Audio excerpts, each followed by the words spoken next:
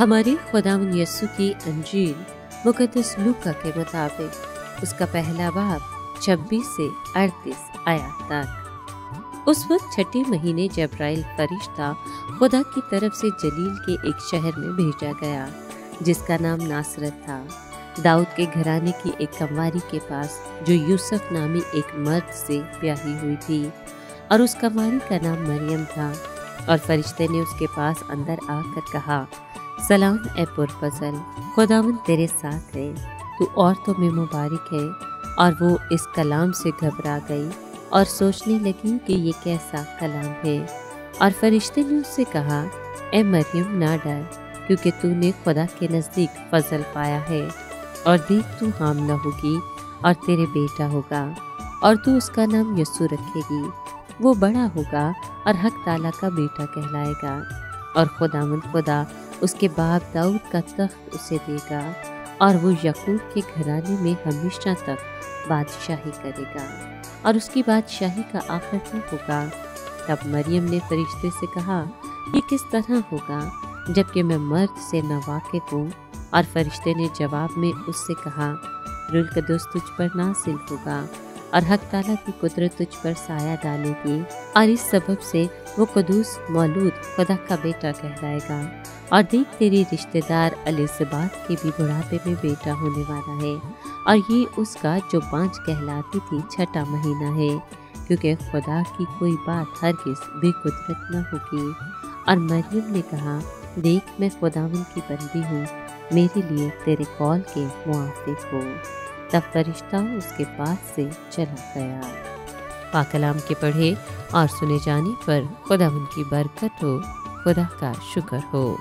अजीज दोस्तों, खुदा ने कंवारी मरियम को हर तरह की इज्जत से भी बुलंद तरीन दर्जा दिया। इसीलिए जब्राइल फरिश्ते ने उससे मुखातिब होते हुए कहा कि सलाम तुझको जिस पर फजल हुआ है, खुदावंद तेरे साथ है। इस वाक़े से खुदा ने बनी नौ इंसान पर यह जाहिर कर दिया कि हकीकी सरफराजी किसी के ज़ाती मर्तबे, ख़ानदानी पस मंज़र, शानदार ज़हानत से नहीं मिलती, बल्कि इसका इन्हिसार रूह और बातिन की पाकीज़गी है। खुदा ने मरियम को नए फ़राइज़ की अदायगी के काबिल बनाने के लिए अपने फजल की बारिश को उस पर बराबर जारी रखा।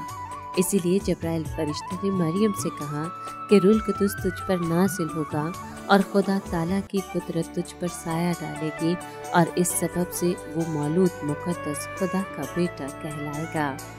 फरिश्ते की इस गैर मामूली जवाब ने ऐलान के अनोखेपन होने की वजाहत न की और न ही ये ऐलान इंसानी दलाइल के एतबार से काबिल फहम नजर आता था। जब्राइल फरिश्ते ने मरियम को यकीन दिलाया कि बच्चे की वलादत ऐसे हुकुल फितरत तरीके से होगी जो ना तो पेशतर हुआ और ना ही बाद में रूनुमा होगा। फरिश्ते ने ये भी बताया कि इस सबब से पैदा होने वाला बच्चा खुदा का बेटा कहलाएगा। फरिश्ते ने ये भी बताया कि पैदा होने वाला बेटा मुकद्दस होगा। फरिश्ते के ज़ुहूर के वक्त मरियम का रद्द-ए-अमल ज़करिया के रद्द-ए-अमल से मुख्तलिफ था। मरियम ने फ़क्त पैगाम की वज़ाहत चाही। जब्राइल ने मरियम से उसकी रिश्तेदार एलिज़ाबेथ के हमल का भी जिक्र किया ताकि अपनी बात की सदाकत के बारे में उसे यकीन दहाई कराई जा सके।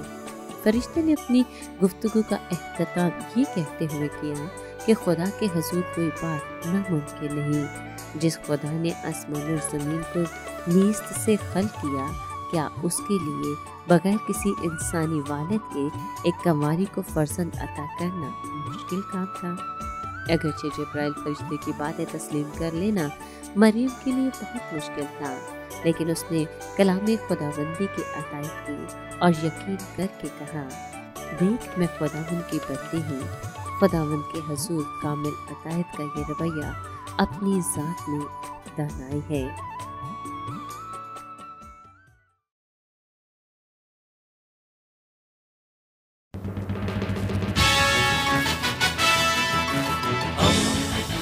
दोस्ती का पैगंबर, रेडियो वेरितास एशिया।